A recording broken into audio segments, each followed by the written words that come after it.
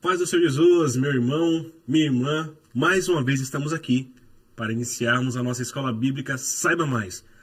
Nossa escola bíblica online, divulgada com o intuito de abençoar a sua vida, enriquecer o conhecimento bíblico e de alguma forma levar a mensagem do reino até a sua casa, até a sua família. Bom, nós estamos estudando a revista Betel sobre Neemias. Tem por título Restaurando Muros, Reconstruindo Vidas e Renovando Propósitos. Nós estamos estudando aqui a figura desse personagem, esse grande líder que foi Neemias, e como o que ele passou para a reconstrução das muralhas, pode de alguma forma falar ao nosso coração em várias áreas da nossa vida. Então, hoje nós estamos na lição de número 4, que tem por título o seguinte: O poder das palavras, pedras que edificam e não ferem. É muito interessante essa lição de hoje, tá? Eu já queria abrir com você a Bíblia em Neemias capítulo 4. Abre a sua Bíblia aí também, mesmo em casa. Você que está ouvindo enquanto está fazendo alguma atividade, lavando a louça, fazendo uma caminhada, trabalhando. Depois você medita com um pouco mais de calma na mensagem do livro de Neemias, tá? Então, Neemias capítulo 4, eu vou ler a partir do verso 1 até o verso 5. Vamos lá. Eu estou optando por ler na Nova Almeida Atualizada, NAA, porque eu achei que é uma tradução mais dinâmica para falarmos sobre esses assuntos aqui, tá bom? Mas fique à vontade para você ler na tradução que você se sentir confortável. Capítulo 4, verso 1. Quando Sambalate ouviu que nós estávamos reconstruindo a muralha, ficou irado e indignado. Olha que interessante. Quando ele ouviu sobre a reconstrução, nós vimos anteriormente que ele já havia proferido palavras de zombaria. Mas olha agora, ele ficou irado e indignado e começou a zombar dos judeus na presença dos seus irmãos e do exército de Samaria. Ele disse, aqui, fazer uma pausa de novo aqui, olha como somente nesses dois textos aqui, nesses dois versículos, quantos elementos nós podemos extrair sobre esse personagem Sambalate, né? Tudo o que estava ocorrendo aqui. Nós havíamos mencionado na aula anterior que possivelmente ele se sentiu acuado pelo seu cargo de liderança, pois Neemias, um novo líder, está surgindo aí. E aí, quando a muralha começa a ser reconstruída, ele fica irado e indignado. Aí ele começa a zombar dos judeus, só que ele não zomba em secreto. E isso é um ponto interessante. Essas palavras que edificam, ou palavras que ferem, né? As palavras que ferem, geralmente, elas não são faladas em segredinhos. Pode acontecer, sim. Isso é um nível de perversão ainda maior. Mas, geralmente, essas pessoas com o ego muito inflado, quando querem humilhar ou envergonhar alguém, ela faz na presença de várias outras pessoas. Olha o que Sambalate fez. Ele começa a zombar dos judeus na presença dos seus irmãos e do exército de Samaria. E olha o que ele disse. O que é que esses judeus fracos estão fazendo? Vocês vão permitir que eles continuem? Veja, ele está falando para o exército de Samaria. O que é que esses judeus fracos estão fazendo? Vocês, exército, vão permitir que eles continuem? Isso aqui é uma inflamação à contenda, uma inflamação à revolta, uma inflamação à disputa, à guerra, a brigas. Olha como esse homem aqui era usado por Satanás. Ele continua dizendo, será que vão oferecer sacrifícios? Ou seja, será que eles vão restabelecer a ordem litúrgica? Vão voltar a cultuar? Pensam que podem acabar a obra num só dia? Veja assim, duvidando da capacidade das pessoas. Será que as pedras que foram queimadas poderão renascer daquele montões de pó? é interessante essas palavras que ele diz, né? Ele fala sobre o povo, ele fala sobre o aspecto litúrgico, ele fala sobre o aspecto da segurança, que aqui é a muralha. Então aqui ele está zombando de todos os aspectos que envolvia judeus e Jerusalém. E aí, verso 3, Tobias, o amonita, estava com Sanbalate e disse: mesmo que construa, se vier uma raposa, derrubará aquela muralha de pedras. E aí, para fechar com chave, né, essa zombaria, Tobias, ele fala: olha, ainda que eles construam, qualquer força, a mínima que seja, vai derrubar essa muralha. Então, irmãos, é nesse cenário que Neemias agora se encontra, com esse tipo de palavra que ele passa a ouvir. E aí, qual é a resposta dele? Verso 4. Ouve, ó nosso Deus, pois estamos sendo desprezados. Faze com que o seu desprezo recaia sobre a cabeça deles, e faze com que sejam despojo numa terra de cativeiro. Essa oração também é pesada. Verso 5.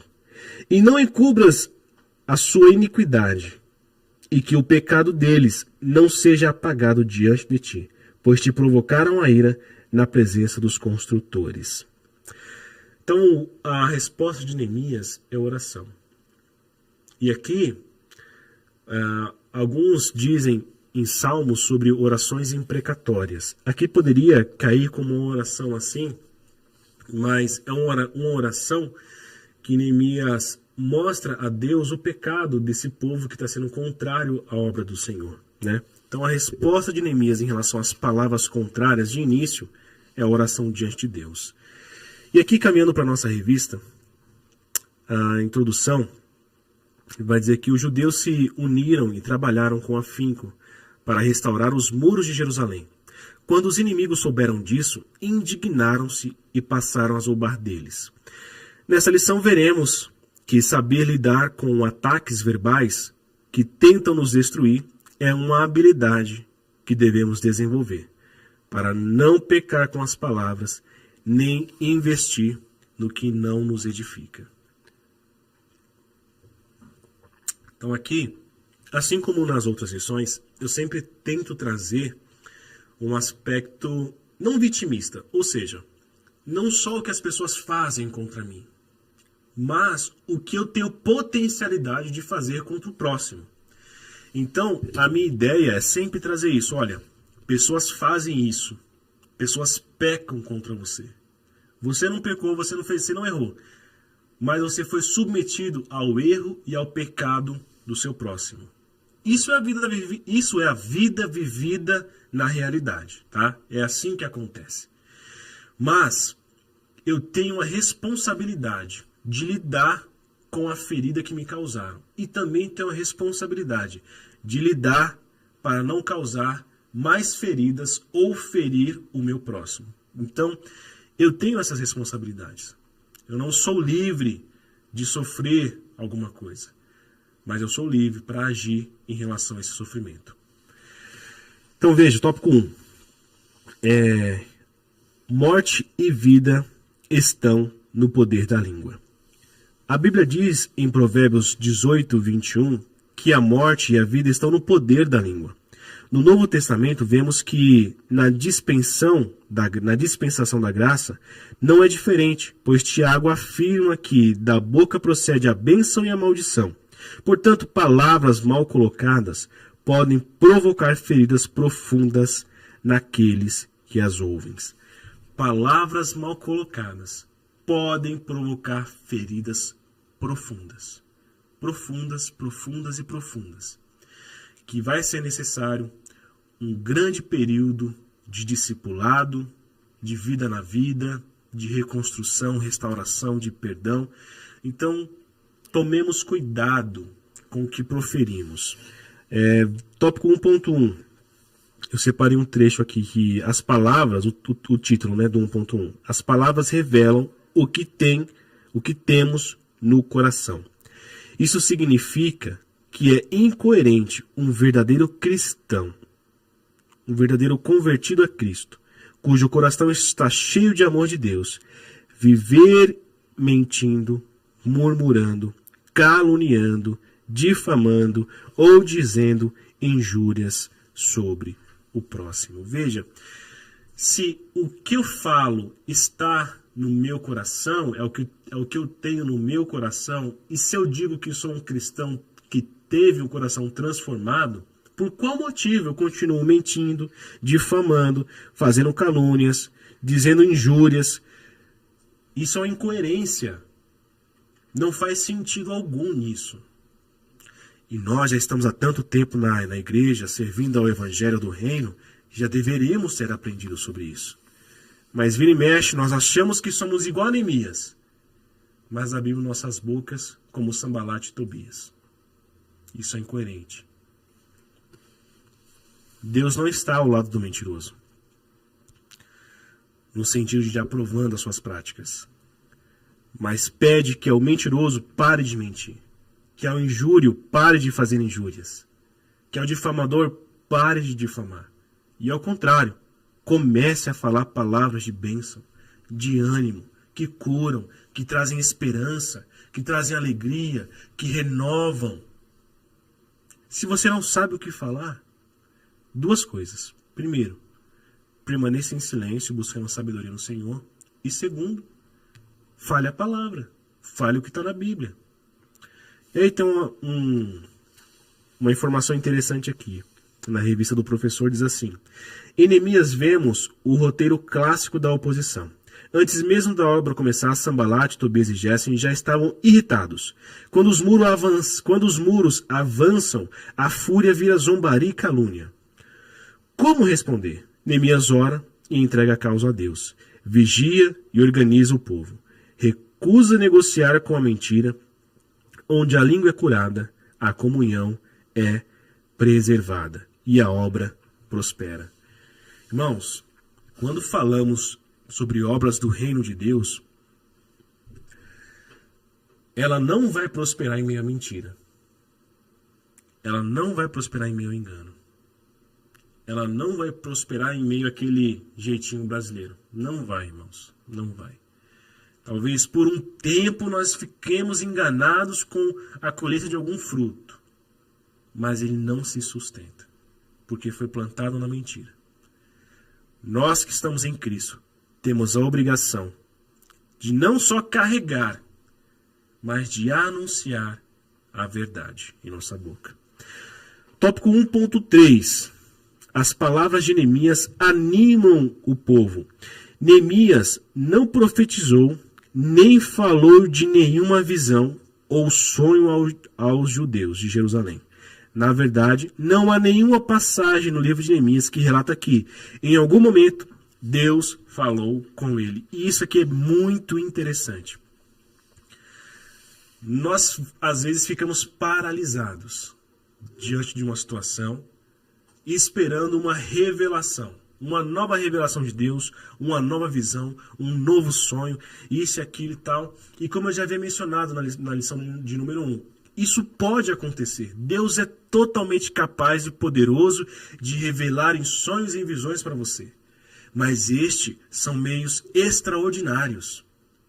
Mas Deus também trabalha, fala e age através de meios ordinários em nossa vida.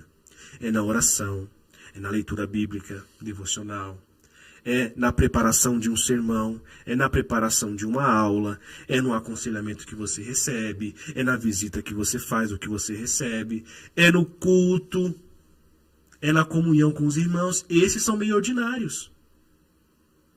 São meios ordinários que Deus deixou para a igreja ser abençoada por esses meios. Neemias, ele não tem nenhuma visão aqui para o povo. Ele tem um direcionamento de Deus. Esse direcionamento também não veio através de uma visão, de um sonho, mas veio de momentos e momentos de oração. E ali, quando teve a oportunidade, que chegou a oportunidade para ele, ele reconheceu que era a mão do Senhor movendo aquilo. Então o que falta para a gente é fé no agir ordinário de Deus, no agir cotidiano de Deus. E assim temos as palavras para animar as pessoas. Eu queria abrir com você Efésios capítulo 4, verso 29. E aí a gente vai caminhar para o tópico 2. Efésios capítulo 4, verso 29. Olha só. Efésios capítulo 4, verso 29, o apóstolo Paulo diz o seguinte: não saia da boca de vocês nenhuma palavra suja, mas unicamente a que for boa para edificação, conforme a necessidade, e assim transmita graça. Transmita graça aos que ouvem. Olha, é tão lindo isso aqui, tão poderoso, tão profundo. O que a nossa boca pode dizer, pode produzir, o que nós podemos fazer com a nossa língua. O apóstolo diz que o resultado final do abrir a sua boca deve ser transmitir a graça, a bondade, o favor imerecido, a dádiva de Deus, o presente de Deus. Isso é graça. Então veja, o que eu e você fomos falar, tem que ser intencional. E a intenção última deve ser transmitir graça aos que ouvem. Amém? Vamos caminhar agora para o tópico 2, falando sobre superando ataques verbais. A Bíblia traz muitas passagens em que os filhos de Deus tiveram que lidar com forte oposição, seja no Antigo Testamento ou no Novo Testamento. E para isso, o comentarista da revista, o bispo Samuel Ferreira, ele traz aqui no tópico 2.1, personagem Davi, que sofreu oposição verbal dos seus irmãos, ainda antes de ser rei. Tópico 2.2, ele traz José enfrentando a calúnia e o descaso com os irmãos e em toda aquela situação lá que ele viveu, de mentiras e calúnias que fizeram contra ele, até que ele fosse preso. Depois tem também no tópico 2.3, o relato de Isaac, onde foi afrontado pelos pastores de Gerar. Então, oposição, mentiras, levantes, irmãos, sempre vai acontecer. Sempre vai acontecer. Essa é uma realidade. E eu não estou falando a respeito de levante, enfrentamento só no âmbito religioso, não. Tá? Isso é assunto para uma outra aula. Mas em qualquer ajuntamento de pessoas, seja na escola, faculdade, trabalho, empresa, onde for, vai ter um ou outro levante. Onde existir pessoas, vai existir algum nível de contenda. E a minha oração, o meu desejo novamente é que isso não parta de você. Você é luz do mundo e sal da terra. Não estou dizendo para você não lutar ou se posicionar pelos seus direitos, mas que você não seja a pessoa que vai levar a inveja para frente, que vai levar a mentira para frente, que vai continuar a dar legalidade a Satanás. É sobre isso que eu estou falando. Tá? Tópico 3 fala que Neemias foi caluniado por seus opositores. À medida que os muros de Jerusalém começavam a se levantar, também se levantavam vozes de calúnia e zombaria e ameaça. Os inimigos não suportavam ver o progresso do povo de Deus e por isso tentaram deter Neemias por meio de mentiras, difamações e ataques verbais. Então, em meio ao avanço do reino, tem-se também um levante das trevas. Eu estou no meio acadêmico da psicologia, né? Estou concluindo a faculdade, então a gente acaba pesquisando muita coisa, lendo muito artigo, vendo muita informação, lendo muita notícia, acompanhando muitos relatos. Então, está acontecendo um levante, né, contra os cristãos nesse nicho. Mas existem levantes contra a obra do Senhor em tantos outros nichos, em tantas outras frentes. Cabe a nós nos posicionarmos com excelência daquilo que nós estamos realizando, nossa profissão, nosso trabalho, e também excelência no conhecimento bíblico, para não sermos pegos em nenhuma das duas situações. Tópico 3.1 fala que a reação assertiva de Neemias, né? Então Sambalate e seus comparsas zombaram de Neemias e seu povo, além de mentir dizendo que eles estavam se rebelando contra o rei. Neemias e os judeus suportaram os insultos e foram bastante menosprezados no trabalho de reconstrução dos muros em Jerusalém. Neemias, porém, sabia quem era em Deus e viu que aqueles ataques verbais como estratégias do inimigo. Então, uma das formas de vencermos os ataques verbais é sabermos a nossa identidade, sabermos quem somos em Deus, termos consciência de quem somos no Senhor, salvos por Jesus, lavados e remidos pelo seu sangue, transformados em novas criaturas, feitos filhos do Senhor por meio de Cristo, através do sacrifício de Jesus. E somos reis e sacerdotes neste reino celestial, que em breve o nosso rei voltará e governará com grande poder e glória. É isso que nós somos. Talvez você precisa, e aqui eu vou encerrando, talvez você precisa ser reforçado em sua identidade, reanimado em sua identidade, reavivado em saber quem você é no Senhor. Você é filho de Deus. Você é filha de Deus. Foi um preço de sangue muito alto, muito caro que foi pago pela sua vida. Não vai ser qualquer palavra que vai te derrubar. Não vai ser qualquer insulto que vai paralisar a sua vida. Não vai ser qualquer levante no trabalho, na faculdade, onde quer que seja, que vai parar a obra que o Senhor tem para realizar na sua vida. Para isso, não ceda. Se achegue aos pés da cruz. Busque no Senhor. Ore, jejue, ponha, assim como Neemias pôs, esta causa diante de Deus em oração. Apresente a Ele aqueles que vos perseguem. É o que Jesus nos diz. Orar pelo aquele que vos persegue. Ore por ele. Mostre, Senhor, olha, tal pessoa está me perseguindo. Tal pessoa está falando isso sobre mim, Senhor. Veja, Senhor, como isso é uma mentira e não se concreta, Senhor. E comece a falar com ele. Agora, se o que a pessoa fala é verdade, você precisa de um caminho a mais. Você precisa do caminho da confissão de pecados. E abandonar esse pecado. Abandonar a mentira, abandonar a difamação, abandonar a injúria, abandonar a murmuração. De todas as formas, o que você precisa é se achegar a Deus. Reafirmar a sua identidade no Senhor. E buscar reconciliação no Senhor. Amém? E assim as palavras contrárias que um dia vão vir, ou já estão vindo, elas vão machucar, isso é fato. Mas você vai ter no Senhor o consolo.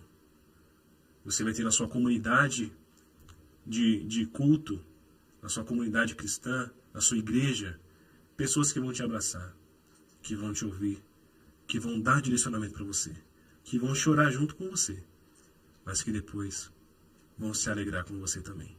Amém? Essa é uma palavra de esperança para você. Não desista.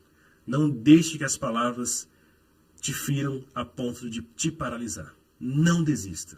O Senhor é contigo. O Senhor é com você. Seja forte e corajoso e conquiste a terra que Ele prometeu para você. Deus abençoe a sua vida. Estaremos aqui na semana que vem com a aula de número 5 para te abençoar mais um pouquinho. Curta esse vídeo, compartilhe e se inscreva no canal da nossa igreja. Se inscreva nesse canal. Deus abençoe você em nome de Jesus. Até a semana que vem.